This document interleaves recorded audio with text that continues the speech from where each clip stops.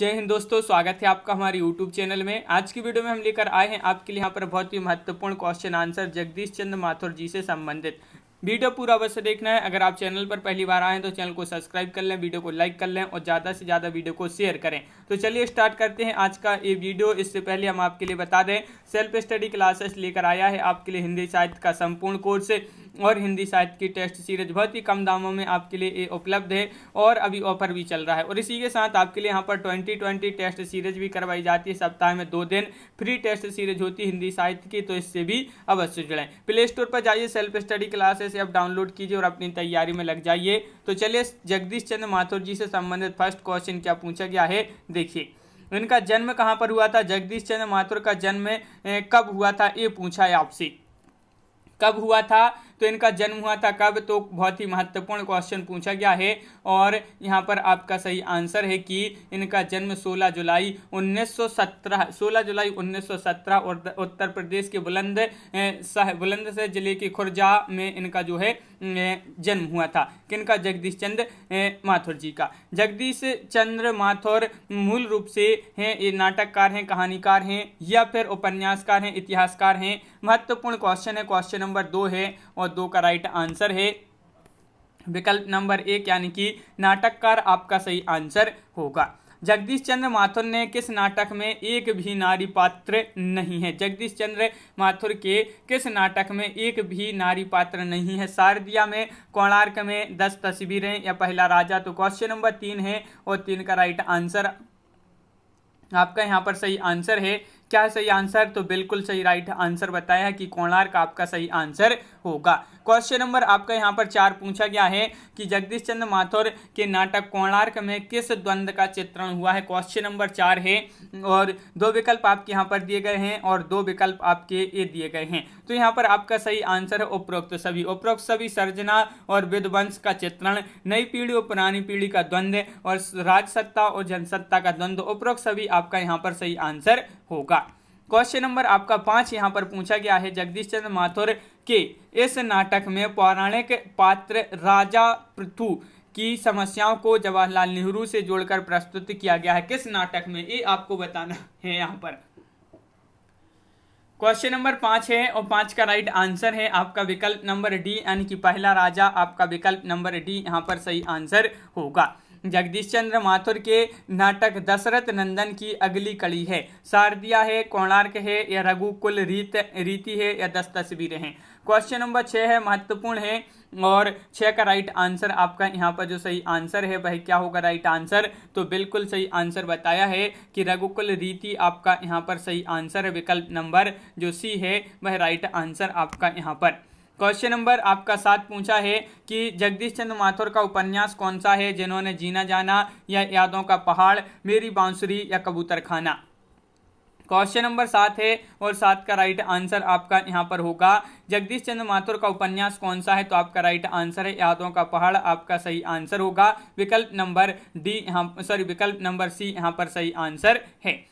Question number आपका यहाँ पर 8 पूछा, जगदीश चंद्र माथुर का प्रथम नाटक कौन सा है? इनका प्रथम नाटक बताना है, कौन सा माना जाता है। ये आपके 4 विकल्प दिए गए हैं और आपका यहाँ पर सही आंसर है इनका प्रथम नाटक पूछा है। तो राइट आंसर है, क्या होगा राइट आंसर इनमें से बताना है। तो राइट आंसर है आपका कोणार्क। विकल्प नंबर आपका यहाँ पर जो बी है वह आपका राइट आंसर होगा। जगदीश चंद्र माथुर की एकांकी रीढ़ की हड्डी कब प्रकाशित हुई? 1937, 1938, 1939, 1940? क्वेश्चन नंबर 9 है और 9 का राइट आंसर है आपका यहाँ पर विकल्प नंबर सी राइट आंसर है यानी कि 1939 ईस्वी आपका यहाँ पर सही आंसर होगा।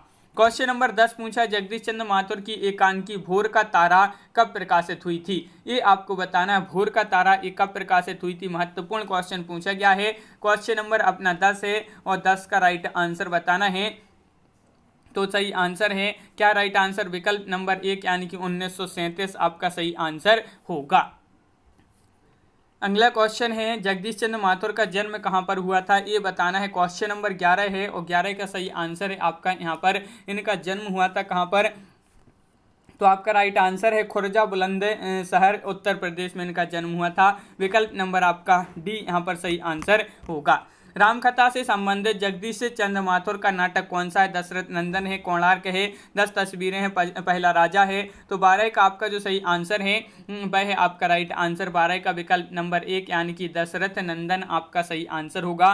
जगदीश चंद्र माथुर का ये नाटक है रामकथा से संबंधित। क्वेश्चन नंबर आपका 13 है, जगदीश चंद्र माथुर किस नाटक युग के नाटककार हैं? ये आपको बताना है कि भारतेंदु पूर्व नाटककार माने जाते हैं या भारतेंदु युग के नाटककार माने जाते हैं, भारतेंदु युग के नाटक या फिर प्रसादोत्तर नाटक। तो यहाँ पर पूछा किस युग के नाटककार माने जाते हैं, तो प्रसादोत्तर नाटक युग के माने जाते हैं जगदीश चंद्र माथुर। बिल्कुल सही, विकल्प नंबर डी राइट आंसर होगा। क्वेश्चन नंबर आपका यहाँ पर 14 पूछा है, रघुकुल रीति नाटक का प्रकाशन कब हुआ? क्वेश्चन नंबर 14 है और आपका यहाँ पर सही आंसर है, बिल्कुल सही राइट आंसर बताया है कि विकल्प नंबर यहाँ पर सी राइट आंसर है, 1985 ईस्वी आपका राइट आंसर होगा। इनमें से कौन सा उपन्यास जगदीश चंद्र माथुर का नहीं है? देखिए नहीं पूछा है आपसे यहाँ पर, तो नहीं में कौन सा हो जाएगा? 2 विकल्प में से ही आप बता दीजिए यहाँ पर। तो यादों का पहाड़ ये तो है, गंगा मैया आपका यहाँ पर सही आंसर है, ये नहीं है जगदीश चंद्र माथुर का उपन्यास। तो विकल्प नंबर आपका बी यहाँ पर सही आंसर होगा। क्वेश्चन नंबर आपका यहाँ पर 16 पूछा गया है। यहाँ पर क्या पूछा है कि इनमें से कौन सा एकांकी जगदीश चंद्र माथुर का नहीं है? एकांकी नहीं है पूछा है आपसे, भोर का तारा या फिर मकड़ी का जाला, कबूतर खाना, ये तीनों हैं, लेकिन अंडे के छिलके ये जो है आपका सही आंसर है, ये जगदीश चंद्र माथुर का एकांकी नहीं है। तो विकल्प नंबर सी राइट आंसर होगा। कोणार्क नाटक का प्रकाशन वर्ष बताना है। क्वेश्चन नंबर 17 है और 17 का आपका जो सही आंसर है वह क्या माना जाता है? तो 17 का आपका बिल्कुल सही राइट आंसर आपका यहाँ पर होगा कि 17 का आपका विकल्प नंबर 1 सही आंसर है, यानी कि 1951 आपका बिल्कुल सही राइट आंसर है। कोणार्क नाटक का प्रकाशन वर्ष पूछा है तो 1951 ईस्वी आपका सही आंसर है। क्वेश्चन नंबर 18, इनमें से कौन सा संस्मरण जगदीश चंद्र माथुर का है पूछा है? जिन्होंने मुझे रचा, जिनके साथ जिया, या जिन्होंने जीना जाना, या चेतना के बिंबे। संस्मरण बताना है जगदीश चंद्र माथुर का है पूछा है तो आपका राइट आंसर है जिन्होंने जीना जाना। विकल्प नंबर आपका सी यहाँ पर राइट आंसर होगा। इनमें से कौन सा निबंध जगदीश चंद्र माथुर का है? आत्मनिपद, त्रिशंकु, या जोग लिखी बोलते क्षण। क्वेश्चन नंबर 19 है और 19 का आपका जो सही आंसर है 19 का वह है आपका बोलते क्षण, यानी कि विकल्प नंबर डी आपका सही आंसर होगा। बिल्कुल सही, बहुत बढ़िया। अगला क्वेश्चन है, जगदीश चंद्र माथुर किस आकाशवाणी चैनल के जनरल ऑफ डायरेक्टर थे? जबलपुर, लखनऊ, या फिर पटना, या विविध भारती। तो आपको बताना है जगदीश चंद्र माथुर किस आकाशवाणी चैनल के जनरल ऑफ डायरेक्टर थे? तो आपका यहाँ पर सही आंसर है विविध भारती। विकल्प नंबर डी आपका सही आंसर होगा। जगदीश चंद्र माथुर के नाटकों का प्रकाशन वर्ष के अनुसार सही क्रम किस विकल्प में है, ये आपको बताना है। तो आपका यहाँ पर क्या होगा सही आंसर, बताइए।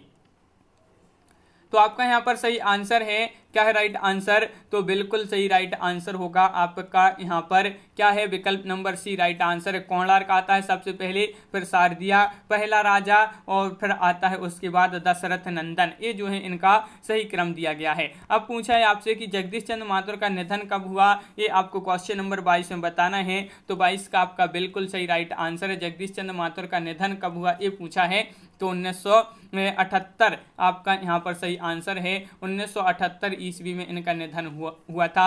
बिल्कुल सही राइट आंसर है। इनका जन्म 16 जुलाई 1917 को इनका जन्म हुआ था। कहाँ पर हुआ था? बुलंदशहर जिले के खुर्जापुर उत्तर प्रदेश में इनका जन्म हुआ था। तो ये भी आप याद रखिए। तो इस प्रकार अपन ने यहाँ पर देखे जगदीश चंद्र माथुर जी से संबंधित महत्वपूर्ण क्वेश्चन आंसर।